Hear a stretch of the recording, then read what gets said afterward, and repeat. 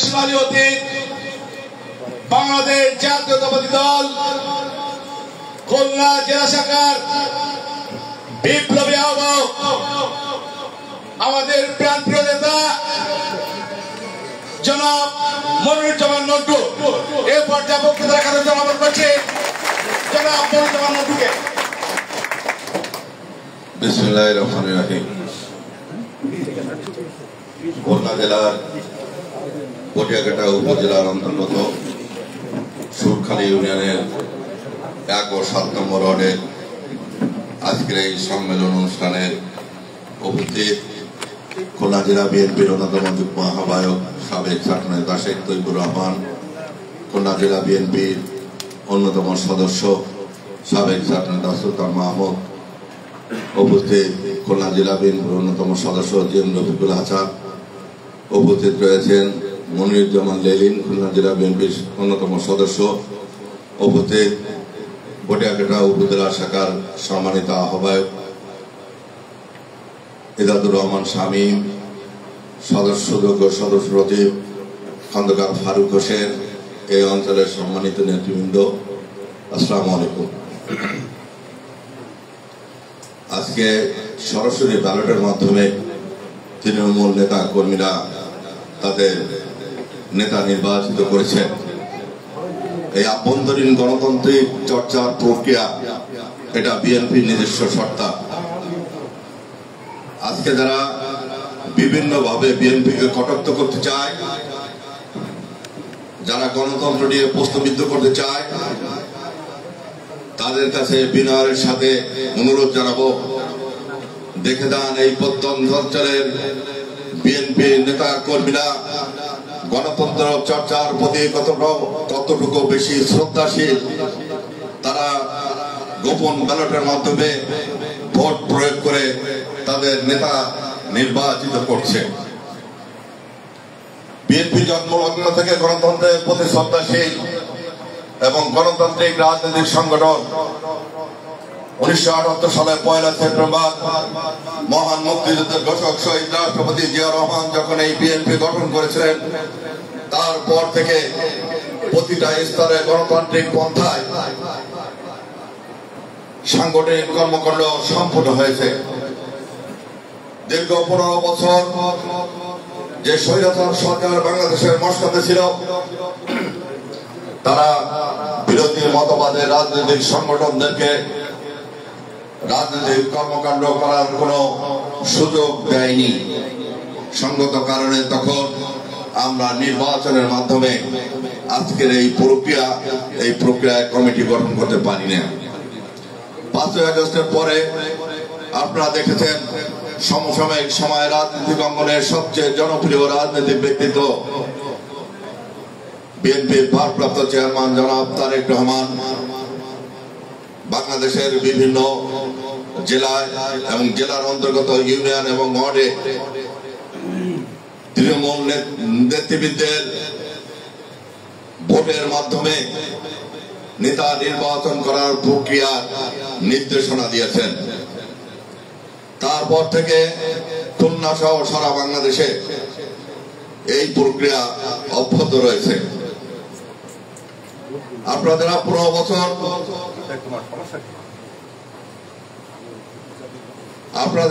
বছর ভোট প্রদান করতে পারেননি, আজকে হাতে ব্যালট পেয়ে আপনারা যে অনুভূতি, এই ব্যালটের স্পর্শে যে অনুভূতি পেয়েছেন, এই অনুভূতি সকল সময় বজায় রাখতে চায় বিএনপি। কয়েকটা নির্দেশনা রয়েছে দলের পক্ষ থেকে। তৃণমূল নেতা কর্মীদের কাছে আমাদের আবেদন, 5ই আগস্টের পরে যারা স্বীয় কর্মে সমাজের মানুষের কাছে ঘৃণিত হিসাবে চিহ্নিত হয়েছে, তাদেরকে নির্বাচিত করবেন না। কারণ আমাদের প্রিয় নেতা জনাব তারেক রহমান বলেছেন, বিএনপিকে জনগণের কাছে অধিকতর গ্রহণযোগ্য করে তুলতে হবে। আর অধিকতর গ্রহণযোগ্য করে তুলতে হলে নেতা নির্বাচনের ক্ষেত্রে সর্বপ্রথম দেখবে তার রাজনৈতিক ধারাবাহিকতা আছে কিনা, রাজনীতি করতে গিয়ে সে ত্যাগ এবং পরীক্ষার মুখোমুখি হয়েছে কিনা। তারপর দেখবে সমাজে তার গ্রহণযোগ্যতা কেমন রয়েছে, অর্থাৎ ইমেজ সংকটে ভুগছে কিনা, না ক্লিন ইমেজের লোক। আপনাদেরকে ক্লিন ইমেজের লোককে বেছে নিতে হবে। সর্বশেষ সে দক্ষ সংগঠক কিনা, কারণ দক্ষ সংগঠক না হলে কোন সংগঠনের সমৃদ্ধি কখনো সম্ভব না। আরেকটি বিষয় আমি বলতে চাই আপনাদের কাছে, ব্যক্তি অনুগত রাজনৈতিক কর্মী কেউ হতে যাবেন না। এই কারণে বিএনপি একটি আদর্শিক রাজনৈতিক সংগঠন, যে সংগঠনের প্রতিটা স্তরের নেতা কর্মীরা রাজনৈতিক দৃষ্টিকোণ থেকে আনুগত্য প্রকাশ করবে দেশনেত্রী বেগম খালেদা জিয়ার প্রতি, বিএনপির ভারপ্রাপ্ত চেয়ারম্যান জনাব তারেক রহমানের প্রতি, আর আনুগত্য প্রকাশ করবে শহীদ রাষ্ট্রপতি জিয়াউর রহমানের গঠিত বিএনপির প্রতি। তাহলে তারা আদর্শিক রাজনৈতিক কর্মী হিসাবে নিজেদেরকে গড়ে তুলতে পারবে।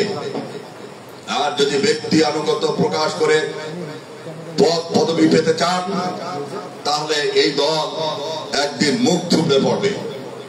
কারণ আদর্শিক রাজনৈতিক সংগঠনের আদর্শিক কর্মীর একটা কর্মী মানসিকভাবে যে ধরনের সে শক্তিশালী হয়, মনস্তাত্ত্বিক ভাবে সে যেমন উন্নত হয়, ব্যক্তি অনুগত কর্মীরা সেরকম হতে পারে না। কারণ ব্যক্তি অনুগত কর্মীরা মনে করে আমি ভাইয়ের লোক হলেই আমার পদ হবে। আর আদর্শিক কর্মী যদি হন, আদর্শিক নেতা যদি আপনি হতে চান, তাহলে ওই কর্মীদের কাছে যেতে হবে, দলের জন্য কাজ করতে হবে, কর্মীদের অসুবিধায় তাদের পাশে দাঁড়াতে হবে, সমাজের মানুষের কাছে কল্যাণকার কাজের ব্যক্তি হিসাবে নিজেদেরকে প্রমাণ করতে হবে, সমাজে যত ভালো কাজ আছে সেই কাজের সঙ্গে সম্পৃক্ত থাকতে হবে। তাহলে আপনি একজন প্রতিষ্ঠিত এবং আদর্শিক রাজনৈতিক নেতা হিসাবে নিজেকে প্রতিষ্ঠিত করতে পারবেন। আমরা ভেবেছি যে 5ই আগস্ট শেখ হাসিনা পালিয়ে গেছে, বাংলাদেশ স্বৈরাচার মুক্ত। কিন্তু বাংলাদেশ এখনো সংখ্যামুক্ত নয়। এই কারণে আপনারা দেখেছেন শহীদ রাষ্ট্রপতি জিয়াউর রহমানকে হত্যা করার পর নির্বাচিত সরকার বিচারপতি আব্দুল সত্তারের কাছ থেকে কিভাবে ক্ষমতা কেড়ে নিয়ে হোসাইন মোহাম্মদ এরশাদ, স্বৈরাচার এরশাদ 9 বছর অগণতান্ত্রিক ভাবে স্বৈরাচারী পন্থায় দেশ শাসন করেছিল। দেশ অনেক পিছিয়ে গিয়েছিল, দেশ ক্ষতিগ্রস্ত হয়েছিল। এর পরের ইতিহাস আপনারা জানেন, 111 নামে একটি সরকার এসেছিল। এই সরকারও ছিল অবৈধ। হোসাইন মোহাম্মদ এরশাদকে তারা বসিয়েছিল, সেই বসানোর মধ্যে এই ষড়যন্ত্র দেশীয় ষড়যন্ত্রকারীরা ছিল এবং বিদেশি ষড়যন্ত্রকারীরা ছিল। 111 সরকার তারা বসিয়েছিল, এই দেশের ষড়যন্ত্রকারী এবং বিদেশি যারা আধিপত্যবাদীতে বিশ্বাসী সেই শক্তি জড়িত ছিল। অতএব আগামীতে নির্বাচন অনুষ্ঠিত না হওয়ার পর্যন্ত আমাদের দেশ কিন্তু সংখ্যামুক্ত নয়।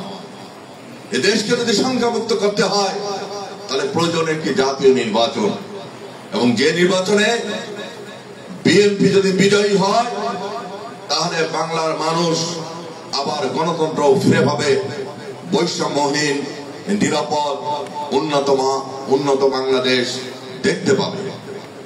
এজন্য সর্বপ্রথম আমাদের প্রয়োজন দলের মধ্যে দৃঢ় ঐক্য গড়ে তোলা। আমরা জানি সবাই পদ পদবীর জন্য প্রতিদ্বন্দ্বিতা থেকে থাকে, কিন্তু এই প্রতিদ্বন্দ্বিতা যেন প্রতিহিংসায় রূপ না নেয়, সেই বিষয়ে আমাদেরকে খেয়াল রাখতে হবে, মনে রাখতে হবে। আমরা এখনো শত্রুমুক্ত নই। সমাজের প্রতিটা রন্ধ্রে রন্ধ্রে পালিয়ে দেওয়া শেখ হাসিনার দোসররা রয়েছে। এই দোসরকে পুনর্বাসন যারা করতে চায়, তাদের বিরুদ্ধে কিন্তু আমরা যুদ্ধ ঘোষণা করতে বাধ্য হব। এই সমাজে যারা আওয়ামী লীগ করেছে, অত্যাচার নির্যাতন করেছে, মিথ্যা মামলা দিয়েছে, আমার ভাইয়ের ব্যবসা প্রতিষ্ঠান কেড়ে নিয়েছে, সম্পত্তি লুট করেছে, এরা শুধুমাত্র রাজনৈতিক নেতৃবৃন্দ নয়, সাধারণ মানুষকেও ক্ষতিগ্রস্ত করেছে। এই দোষরদের নিয়ে যদি আপনি হাঁটেন তাহলে কিন্তু সাধারণ মানুষ আপনার থেকে মুখ ফিরিয়ে নেবে, কারণ তাদের দ্বারা সাধারণ মানুষও ক্ষতিগ্রস্ত। অতএব এই বিষয়ে আমাদেরকে সাবধানতা অবলম্বন করতে হবে। আরেকটি বিষয় আমাদের দৃষ্টি দেওয়া প্রয়োজন, 5ই আগস্টের পর কিছু বিচ্ছিন্ন ঘটনার সাথে আমাদের 2-1 লোক কর্মী সমর্থক জড়িত থাকতে পারে। আমরা ন্যূনতম প্রমাণ পেলে তার বিরুদ্ধে সাংগঠনিক ব্যবস্থা গ্রহণ করেছি, কিন্তু এই বিচ্ছিন্ন 2-1টি ঘটনা, এই ঘটনাকে প্রচার করে ফুলিয়ে ফাঁপিয়ে কারা অতিরঞ্জিত ভাবে নেগেটিভ প্রচার করেছে, এটা একটা অদৃশ্য প্রচার যন্ত্র। এই অদৃশ্য প্রচার যন্ত্রের বিরুদ্ধে আমাদেরকে কিন্তু প্রতিবাদ করতে হবে। সামাজিক যোগাযোগ মাধ্যমে এডিট করা ছবি যখন প্রকাশ করে আমাদের বিএনপি নেতা কর্মীদের ভাবমূর্তি ক্ষুণ্ণ করতে চায়, এদের বিরুদ্ধে কার্যকরী ভূমিকায় আমাদেরকে যেতে হবে। যদি কারোর অভিযোগ থেকে থাকে, সংগঠনের নিয়ম অনুযায়ী ঊর্ধ্বতন স্তরে যে সংগঠন রয়েছে, কমিটি রয়েছে, তাদের কাছে প্রমাণ সহ লিখিত অভিযোগ দিন। আর সামাজিক যোগাযোগ মাধ্যমে যা করছেন, এই কাদা ছড়াছড়ির মাধ্যমে প্রমাণিত হচ্ছে খারাপ লোকদের দিয়ে বিএনপি গঠিত। এই যারা করছে সামাজিক যোগাযোগ মাধ্যমে কাদা ছড়াছড়ি, আমরা ধরে নেব এরা অন্য কোন দলের এজেন্ট হিসাবে কাজ করছে, অথবা শেখ হাসিনার দোসরদের প্রবর্ষে এরা এই কাজ করছে বিএনপির ভাবমূর্তি ক্ষুণ্ণ করার জন্য। বিএনপি যেমন একটি নিবন্ধিত রাজনৈতিক সংগঠন, জাতীয়ভাবে তেমন আভ্যন্তরীণভাবে বিএনপি বিচার করে থাকে। সঙ্গত কারণে আপনারা দেখেছেন অনেক ত্যাগী পরীক্ষিত নেতারাও প্রতিদিন বহিষ্কার হচ্ছে, আপনারা কেন্দ্রের চিঠি ফেসবুকের মাধ্যমে দেখেছেন। অতএব ভারপ্রাপ্ত চেয়ারম্যান মহোদয় যেটা বলেছেন যে বিএনপি কে জনগণের কাছে গ্রহণযোগ্য করে তুলতে হবে, আর জনগণের কাছে গ্রহণযোগ্য করে তুলতে হলে আমরা যারা নেতা কর্মী আছে, আমাদের চাল চলন, আচার আচরণ, আমাদের ব্যবহার, আমাদের কর্মকাণ্ড যেন জনগণের মানুষ পছন্দ করে, এই কাজগুলো আমাদেরকে করতে হবে। যে কাজগুলো জনগণ পছন্দ করবে না, আমাদেরকে ধিক্কার জানাবে, ওই কাজ থেকে আমাদেরকে বিরত থাকতে হবে। তাহলে বিএনপি জনগণের কাছে অধিকতর গ্রহণযোগ্য রাজনৈতিক সংগঠন হিসাবে গড়ে উঠবে। যে কথাটি বলছিলাম, আমরা সংখ্যামুক্ত নয়, আমাদের ঐক্যবদ্ধ ভাবে প্রস্তুত থাকতে হবে। যদি দেশি বিদেশি ষড়যন্ত্রকারীরা আবারও আমার এই দেশের গণতন্ত্র নিয়ে, স্বাধীনতার সার্বভৌমত্ব নিয়ে কোন চক্রান্তে লিপ্ত হয়, তখন জাতীয়তাবাদী দলের নেতা কর্মীদেরকে ঐক্যবদ্ধ ভাবে সমাজের মানুষকে সাথে নিয়ে তাদের বিরুদ্ধে আমাদের রুখে দাঁড়াতে হবে। এই প্রস্তুতি আমাদের মধ্যে রাখতে হবে। সঙ্গে সঙ্গে নির্বাচনী কর্মকাণ্ড আমাদেরকে অব্যাহত রাখতে হবে। সাংগঠনিক যে গঠন প্রক্রিয়া, এই গঠন প্রক্রিয়াকে অগ্রাধিকার দিতে হবে। প্রতিটা অঞ্চলে গত 15 বছর নির্বাচনের কোন প্র্যাকটিস ছিল না। বিরোধী মতবাদের কোন রাজনৈতিক সংগঠন প্রতিদ্বন্দ্বিতায় লিপ্ত হতে পারত না। সেই জায়গাগুলো পুনরায় আমাদেরকে উপস্থিত হতে হবে, জনগণের কাছে আমাদেরকে যেতে হবে। জনগণের কাছে যে একটা জিনিস পরিষ্কার করতে হবে, বিএনপি যেখান থেকে জন্ম হয়েছে আজ পর্যন্ত জিয়া পরিবার বাংলার মানুষের সাথে কখনো বেঈমানি বিশ্বাসঘাতকতা করে নাই।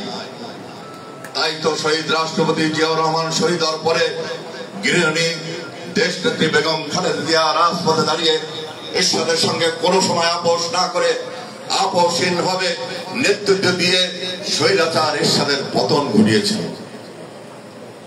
অনির্বাচিত সরকারের সঙ্গে যদি বিএনপি আতাত করত, 2008 সালের 29 নির্বাচনে বিএনপি সরকার দলীয় রাজনৈতিক সংগঠন হিসাবে আবির্ভূত হতে পারত, বাংলার মসনদ পেতে পারত।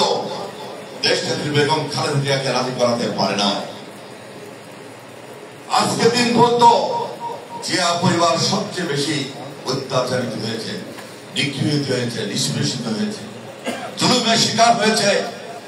যদি আমার নেত্রী শেখ হাসিনার কথা রাজি হতো, ওনাকে জেলখানায় থাকতে হতো না। আমাদের প্রিয় নেতা জনাব তারেক রহমানকে বিদেশে থাকতে হতো না। আরাফাত রহমান কোকো আমাদের প্রিয় ভাইকে বিদেশের মাটিতে মৃত্যুবরণ করতে হতো না। এই ক্ষেত্রে দেশ নেত্রী বেগম খালেদা জিয়া দেশের জনগণের প্রতি লক্ষ্য রেখেই নিজে এবং পরিবার নির্যাতন সহ্য করেছে। আজকে বাংলাদেশ স্বাধীন হয়েছে মুক্তিযুদ্ধের মাধ্যমে। মুক্তিযুদ্ধে যারা গিয়েছিলেন তারা তাদের মধ্যে কিন্তু আশা আকাঙ্ক্ষা ছিল, যেটাকে মুক্তিযুদ্ধের চেতনা বলা হয়। সেটা হচ্ছে কি, যে সমাজে থাকবে আমরা যেমন একটি স্বাধীন ভূখণ্ড পাবো, এই স্বাধীন ভূখণ্ডে থাকবে সাম্য, ন্যায় বিচার, সামাজিক মর্যাদা, মানবিক মর্যাদা, গণতন্ত্র, আইনের শাসন। কিন্তু শেখ হাসিনা কোনো কিছুই মানে না। শেখ হাসিনার লোকেরা বলতো আইনের শাসন নাই, শেখ হাসিনার শাসন চায়। স্বাধীনতার পরে যারা দেখেছেন অনেকে মুখ ঘুরে হয়েছেন, রক্ষী বাহিনী ছিল, তখন যুবলীগ স্লোগান ছিল আইনের শাসন নাই, মুজিবের শাসন চাই। গত 15 বছর আপনারা দেখেছেন আইনের শাসন নাই, শেখ হাসিনার শাসন দেখেছেন। এই পথ থেকে যদি দেশকে বাঁচাতে হয়, মুক্তিযুদ্ধের প্রকৃত চেতনাকে যদি বাস্তবায়ন করতে হয়, তাহলে বিএনপিকে নির্বাচিত করার বিকল্প কোনো কিছু নাই। বিএনপি যদি এদেশে বেঁচে থাকে, মুক্তিযুদ্ধের চেতনা বেঁচে থাকবে। বিএনপি যদি বেঁচে থাকে, মানুষের মানবাধিকার বেঁচে থাকবে, সন্ত্রাস নির্মূল হবে। সর্বশেষ বলতে চাই, গত 15 বছর এই খুলনা জেলা সহ বাংলাদেশের রন্ধ্রে রন্ধ্রে মাদক ঢুকিয়ে দিয়েছে আওয়ামী লীগ। পার্শ্ববর্তী রাষ্ট্রের গোয়েন্দা সংস্থার পরামর্শে হলেও হতে পারে। রন্ধ্রে ঢুকিয়ে দিয়েছে এই কারণে, একদিকে শিক্ষা ব্যবস্থা নষ্ট করেছে, অন্যদিকে মাদক ছাত্র এবং যুব সমাজের মধ্যে ঢুকিয়ে দিয়ে ভবিষ্যৎ প্রজন্মকে একটি পঙ্গু প্রজন্মে যাতে রূপান্তরিত হয় সেই কাজটি করেছে। এই দুষ্কর্মের বিরুদ্ধে আমাদেরও প্রতিবাদ করতে হবে। আইন প্রয়োগকারী সংস্থার সহযোগিতা নিয়ে প্রতিটা অঞ্চল থেকে এই মাদক নির্মূল করার কাজে আইন প্রয়োগকারী সংস্থাকে আমাদেরকে সহযোগিতা করতে হবে। অতএব সর্বশেষ আবার বলি, বিএনপির মধ্যে যদি দৃঢ় ঐক্য থাকে, ইনশাল্লাহ নির্বাচনের মাধ্যমে গণতান্ত্রিক সরকার পাবো। সেই সরকারের প্রধান আল্লাহ চাইলে হবে আমাদের প্রিয় নেতা জনাব তারেক রহমান। আপনারা সকলে সুখী সমৃদ্ধশালী বাংলাদেশের নাগরিক হতে পারবেন। বিশেষ করে হিন্দু ধর্ম অবলম্বী ভাই বোনদের উদ্দেশ্যে বলতে চাই, বিএনপি হচ্ছে আপনাদের জন্য নিরাপদ রাজনৈতিক সংগঠন। আপনারা নিরাপদে থাকতে পারবেন ইনশাল্লাহ। আগামী দিনে আমরা ঐক্যবদ্ধ থাকবো। কোন ষড়যন্ত্র আমাদেরকে বিভক্তি করতে পারবে না। সকলকে ধন্যবাদ। খোদা হাফেজ। বাংলাদেশ জিন্দাবাদ। আনতে বলেছি দলের মধ্যে ফিরবো না, তাহলে দল দেখবে না। আচ্ছা, তার তোমরা ই করো,